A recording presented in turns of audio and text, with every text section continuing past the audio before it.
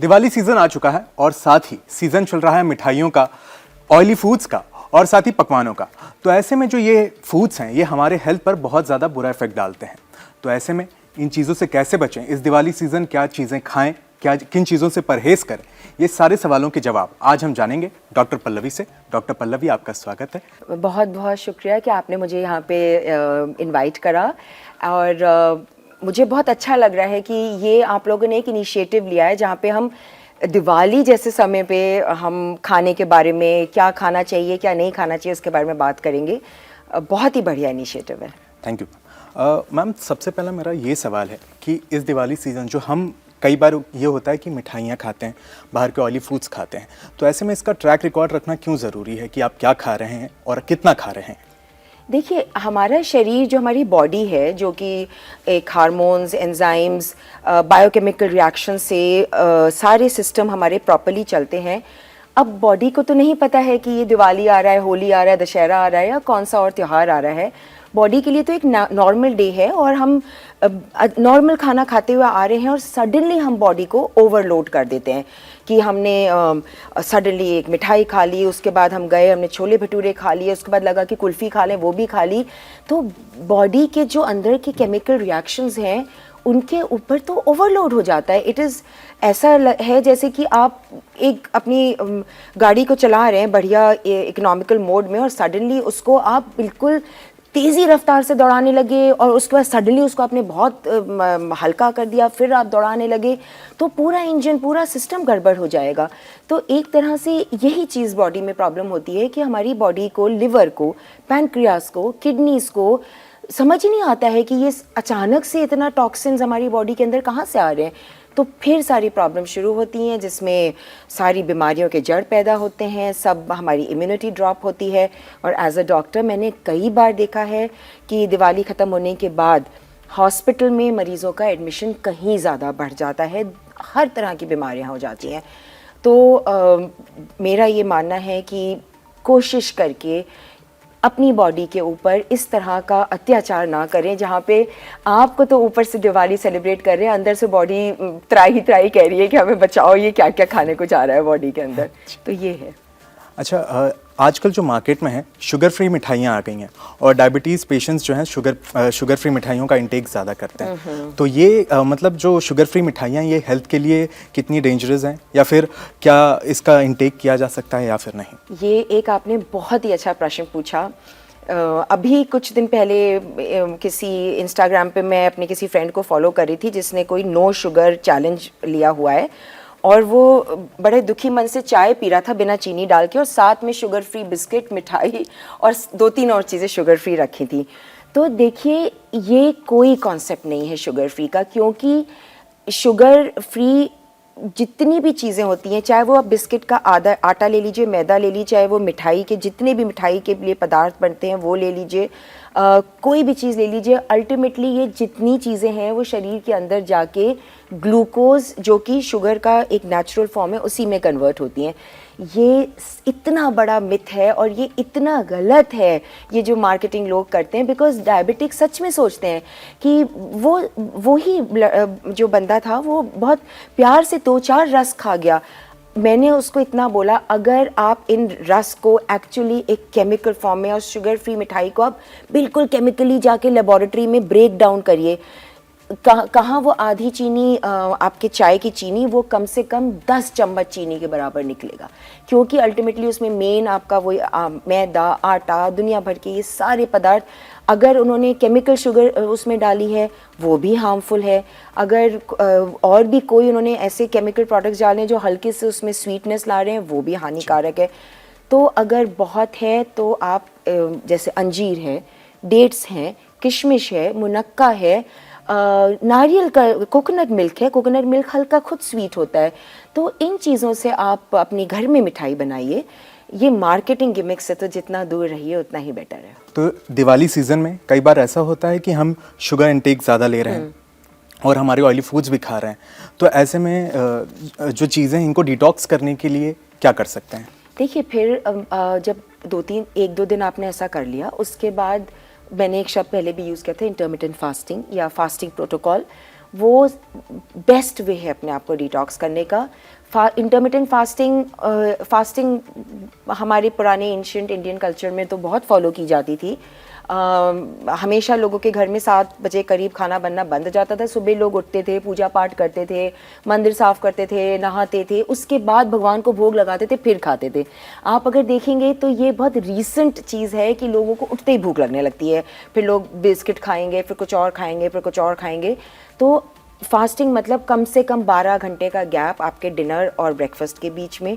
उस 12 घंटे के बीच में आप अपना नींबू का पानी पीजिए, थोड़ा एप्पल साइडर विनेगर डालिए पानी में, थोड़ा नमक, पिंक सॉल्ट या रॉक सॉल्ट नमक थोड़ा सा उसमें ज़रूर ऐड करिए। उसमें आप सौंफ और अदरक तो जितनी नानी दादी मुझे देख रही होंगी वो कहेंगी ये तो हम शुरू से बोलते हैं, क्योंकि सौंफ और अदरक तो मतलब हर इंडियन घर में जब आपको प्रॉब्लम होती थी तो सब ये कहते थे थोड़ा सा अदरक डाल के खा लो, थोड़ा सौंफ डाल लो, तो बहुत अच्छी चीज़ है। तो इसमें आप पानी में उसको भिगो के रखिए। आप मेथी दाना डाल सकते हैं, आप क्यूकम्बर वगैरह भी डाल के और जग में अपना पानी स्टोर करिए, धीरे धीरे उसको सिप करिए, वॉक करिए, योगा करिए। योगा बहुत अच्छा है डिटॉक्स के लिए। तो इस तरह की चीज़ें आप फॉलो करिए। 12 घंटे का फास्टिंग करिए, उसके बाद आप धीरे धीरे 14 घंटे, 16 घंटे, 18 घंटे का, जब तक आपको ये लग नहीं रहा है कि आपकी बॉडी से वो जितना अक्यूमुलेटेड टॉक्सिन्स हैं वो निकल नहीं गए। उसका क्या साइन होता है? अपने आप आपको लाइटनेस फील होगी। आप नोटिस करेंगे 2-3 दिन पार्टी के बाद आपको ब्लोटिंग हो जाएगी, स्लगिशनेस लगेगी, आंखें ऐसी सूजी हुई लगती हैं, डार्क सर्कल्स पड़ जाते हैं।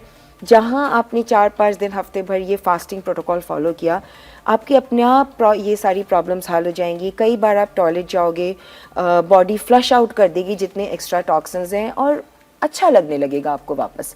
अच्छा, अब जो हमारे दर्शक हैं वो ये कहेंगे कि आपने मिठाइयाँ तो बंद करवा दी, ऑयली फूड्स भी बंद करवा दिए, मसाला भी बंद करवा दिया, तो हम खाएं तो खाएं क्या? तो कुछ बताइए। नहीं, देखिए, फिर मैं ये कहूँगी कि एक बेसिक लाइफस्टाइल आप एक मेंटेन अपनी करके रखिए। आपने अपने आप को, अगर आप नॉर्मली एक अच्छी लाइफस्टाइल लीड करते हैं तो 1-2 दिन अगर आपने थोड़ी बहुत चीज़ें खा ली हैं, मैं आपको सच बताऊं कि आपकी बॉडी खुद ही टॉलरेट नहीं करेगी। आप आधा भटूरा खाएंगे, आपको लगेगा कि कुछ तो गड़बड़ चल रहा है और अपने आप आपको ख़राब सी फीलिंग लगेगी, आप खुद ही बंद कर देंगे अगर आपकी ये लाइफस्टाइल रह चुकी है। फिर मैं ये कहूँगी कहीं पार्टी में जा रहे हैं, थोड़ा घर से खा के जाइए। अगर आपने थोड़ा दही या थोड़ा पनीर या थोड़ा कुछ बॉइल्ड एग खा के आप घर से निकलें, अपना अदरक और सौंफ और नींबू नमक का पानी पी के निकलें, अपने आप आपको क्रेविंग बंद होगी। जितनी क्रेविंग हो रही है आप उतना खाइए, पर ये भी सोच के खाइए कि देखिए अल्टीमेटली कोई भी फेस्टिवल का मतलब क्या है, कि हमें अपने भगवान की पूजा करनी है। और भगवान मतलब सबसे बड़ा भगवान तो जो भगवान ने हमको ब्लेसिंग दी है वो हमारी बॉडी है। अगर हम अपने शरीर को ही ठीक से नहीं रखेंगे, फिर होली, दिवाली, सब ऐसे फेस्टिवल्स के बाद, न्यू ईयर के बाद कितने मैंने देखा है कि मरीज़ एडमिट हो जाते हैं अक्यूट पैनक्रेटाइटिस, क्योंकि बिंज ड्रिंकिंग होती है। अक्यूट हेपेटाइटिस मतलब अक्यूट लिवर इन्फ्लेम हो जाता है। अगेन फैटी फूड, अल्कोहल सबसे टॉक्सिक कॉम्बिनेशन है। तो अब उसका फिर क्या फ़ायदा? दिवाली का मतलब है लोगों से मिलना मिलाना, प्यार बांटना, आपस में बैठ के एंजॉय करना, सिर्फ खाना खिलाना थोड़ी ना। ये ज़्यादा हो गया आजकल प्रचलित। मुझे अपना बचपना याद है, उस ज़माने में इतना कुछ नहीं होता था। हम लोग मिलने मिलाने में ज़्यादा, थोड़ा बहुत घर की बनी चीज़ें रख दी जाती थी। अब तो हर चीज़ का एक्सेस हो गया है, वो भी ठीक नहीं है। देखिए, अब दिवाली की सीज़न में ही जो है हमारे दिल्ली एनसीआर का पॉल्यूशन बहुत ज़्यादा बढ़ जाता था। तो ऐसे में हमारी इम्यूनिटी को कैसे बढ़ाएं, और कौन सी ऐसी चीज़ें हैं जिसे खाने से हम बाहर के स्मॉग से बच सकते हैं और हमारी जो बॉडी है वो फाइट बैक कर सकती है इन सारे पॉल्यूटेंट्स से? सबसे ज़रूरी तो ये है कि year long clean eating, exercise बहुत ज़रूरी है। तो थोड़ा व्यायाम करें और सही खाएं, क्लीन ईटिंग करें। क्लीन ईटिंग से मतलब है कि ये पैकेज्ड फूड जितना कम रखें उतना बेटर है। पैकेज फूड्स की एक शेल्फ लाइफ होती है, जितनी पैकेज फूड की ज़्यादा शेल्फ लाइफ है उतने उसमें केमिकल्स होंगे। पीछे का लेबल ज़रूर पढ़िए, देखिए अगर आपको लग रहा है कि कम से कम 15-20 आइटम लिखे हैं जो आपसे पढ़े भी नहीं जा रहे, मतलब कि ये सब केमिकल्स हैं। दूसरी चीज़, स्मॉग से बचने के लिए सबसे अच्छा होता है विटामिन सी। तो विटामिन सी के बारे में जैसे मैं बता चुकी हूँ कि नींबू, संतरा, सौंफ, आंवला, अदरक, इस सब चीज़ों का ज़रूर से सेवन करिए। काली मिर्च, अपना मेथी दाना, ये सब बढ़िया है, तो ये सब पानी में डाल के इसका ज़रूर सेवन करिए। विटामिन डी का बहुत ख्याल रखिए, क्योंकि ऐसे मौसम में हम लोग बाहर नहीं निकल रहे हैं, हम लोग को धूप नहीं मिल रही है। धूप बहुत ज़रूरी है विटामिन डी के लिए, तो विटामिन डी का ज़रूर ध्यान रखिए। अगर आपका विटामिन डी चेक करवाते रहिए। विटामिन डी लेवल्स अगर आपके न्यूनतम नहीं हैं तो प्लीज़ आप विटामिन डी के ओरल सप्लीमेंट स्टार्ट करिए। अगर बहुत लो हैं तो आप किसी डॉक्टर की सलाह लेके इंजेक्टेबल्स भी ले सकते हैं। फिर आया हमारा विटामिन B12, और तो विटामिन B12 का भी ज़रूर ध्यान रखिए। वेजिटेरियंस में पाया गया है कि विटामिन B12 जो अंडा भी नहीं खाते हैं उनमें कई बार विटामिन B12 की और विटामिन डी के लेवल्स डिप कर जाते हैं, उनका ज़रूर ध्यान रखिए। और जो चौथा सप्लीमेंट है जो पहले नहीं ज़्यादा पता था और अब लोग उसके बारे में बात करने लगे हैं, वो है मैग्नीशियम। तो मैग्नीशियम के बारे में जानकारी लीजिए। कुछ ही फॉर्म्स हैं मैग्नीशियम के जो ज़्यादा अच्छे से एब्जॉर्ब होते हैं बॉडी में, वो फॉर्म्स के बारे में जानकारी लीजिए और उसको मैग्नीशियम ऐड करिए। उसके अलावा योग हमेशा से अच्छा माना गया है, तो थोड़ा एयर प्यूरिफायर वगैरह लगा के थोड़ा योग का वो लीजिए। घर में थोड़े पेड़ पौधे लगाइए, थोड़ा नीम वगैरह, तुलसी, इस तरह की चीज़ें आप घर के बाहर घर के अंदर रखिए। जो पौधे ऐसे हैं जो अच्छी आपको एयर देते हैं, उन सबको यूज़ करिए। और बाकी गवर्नमेंट से रिक्वेस्ट करिए हैशटैग से नो टू दिल्ली पोल्यूशन की, हमें भी जीने का थोड़ा सा हमें हक है जीने का, तो हमें थोड़ी सी ताज़ी हवा दी जाए। जी, होप करता हूँ कि हमारे इस वीडियो से गवर्नमेंट तक ये मैसेज जरूर जाएगा और हमारे लोग भी इस चीज़ को उठाएंगे। अच्छा, जब हम दिवाली ख़त्म हो रही है और ज़्यादा हमने जंक फूड्स खा लिए, ऐसे में जो हमारा लिवर है उसमें बहुत प्रॉब्लम हो जाती है। SGOT, SGPT बिल्कुल ये बढ़ जाता है। बिल्कुल। तो इन्हें कैसे कंट्रोल करें? जैसे SGPT मान लीजिए, यानी कि लिवर इन्फेक्शन बढ़ गया, SGOT बढ़ गया, बिल्कुल। तो और भी कई एलिमेंट्स होते हैं जो बढ़ जाते हैं, तो उसे कैसे कंट्रोल करें? आपने दिवाली के मौके पे बहुत ही एक रेलेवेंट क्वेश्चन लिया है, और एक्चुअली मेरे को खुशी होगी अगर हम इसके बारे में पूरा एक सीक्वेंस कर पाए। आपको जान के बड़ी हैरत होगी कि इंडिया में लिवर फेलियर का leading cause non alcoholic fatty liver disease है, NAFLD। पहले अबाउट 20-25 साल पहले alcoholic liver disease prime cause था लिवर फेलियर का। अब ये नॉन अल्कोहलिक लिवर डिजीज़ है। आप मरीज़ आएंगे, उनके लिवर में फैटी लिवर 1, 2, 3 डिटेक्ट होगा, SGOT, SGPT, अल्कलाइन फॉस्फेटेज और भी दुनिया भर के लिपिड प्रोफाइल सब गड़बड़ होगा। मरीज़ कहेगा कैसे हुआ मैम, मैं तो अल्कोहल नहीं पीता हूँ। तो ऐसे में जनरली सेवन ज़्यादा होता है। जैसे आपने कहा कि दिवाली पे फ्राइड फूड, अपने सारे मैदे के आइटम्स, थोड़ी बहुत चलते फिरते हमने थोड़ी इधर चाय में ज़्यादा चीनी डाल ली, फिर दूसरी चाय भी पी ली, बिस्किट खा लिए चलते फिरते, दो कुछ और खा लिया, तो ये इतना ज़्यादा हानिकारक है। और अगर आपका फैटी लिवर ग्रेड 1 से ज़्यादा है, अगर आपकी लिवर एंजाइम्स ऑल्टर होना शुरू हो गई हैं, आपको इमीडिएटली एक चीज़ जो खिलाती है लो कार्ब, मतलब कार्बोहाइड्रेट्स कम करिए, उस डाइट के बारे में पढ़िए, कार्बोहाइड्रेट्स अपनी लाइफ से कम करिए, एक्सरसाइज शुरू करिए, इंटरमिटेंट फास्टिंग ऐड करिए। ये सारे जो मैंने आपको डिटॉक्स की चीज़ें बताई कि अदरक, सौंफ इत्यादि का पानी जैसे मैंने आपको बताया, उसको आप इंटरमिटेंट फास्टिंग वाले पीरियड में लीजिए। ग्रेड 2 फैटी लिवर तक काफ़ी हद तक हील हो जाता है। अच्छा, जाते जाते हमारे दर्शकों के लिए क्या संदेश देंगे आप? दर्शकों के लिए सबसे पहले मेरे तरफ से यही संदेश है कि एक बहुत ही आपकी खुशहाल दिवाली निकले, और खुशहाल दिवाली तब निकलेगी जब हमारा शरीर स्वस्थ होगा, जब हम बिल्कुल हेल्दी होंगे। देखिए, जब हम कोई इन्वेस्टिगेशंस करवाते हैं, लैब की जांच कराते हैं, अल्ट्रासाउंड में जाते हैं, सबसे अच्छी चीज़ किसी भी मरीज़ के लिए होती है जब सारे टेस्ट, सारी चीज़ें नॉर्मल होती हैं।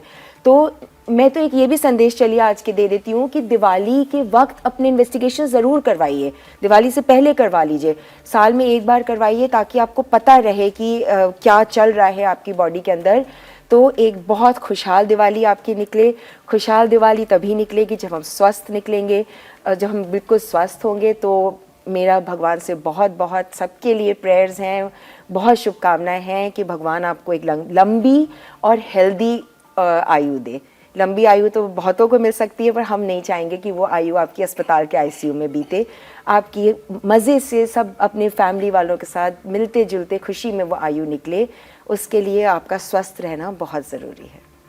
तो जैसा कि आपने सुना, हमारा जो हेल्थ है वही हमारा भगवान है। बिल्कुल, बिल्कुल। तो इसीलिए हमेशा अपने हेल्थ को प्रॉपर रखें, अच्छी चीज़ें खाएं, और इस दिवाली सीज़न आप ये चीज़ें इंश्योर करें कि आप बाहर का और तला भुना कम खाएंगे, हेल्दी डाइट ज़्यादा लेंगे। बिल्कुल। Thank you so much. Thank you.